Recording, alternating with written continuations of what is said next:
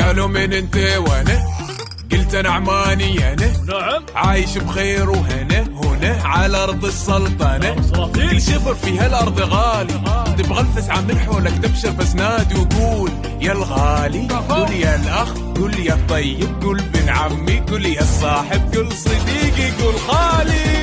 هذا العماني من زمن قبل التطور والمدن العقل وذوق ومتزن قال انك عماني احمر عروقه للبحر اخضر ضفوفه للوطن ابيض ضفوقه بالحسن قال انك عماني.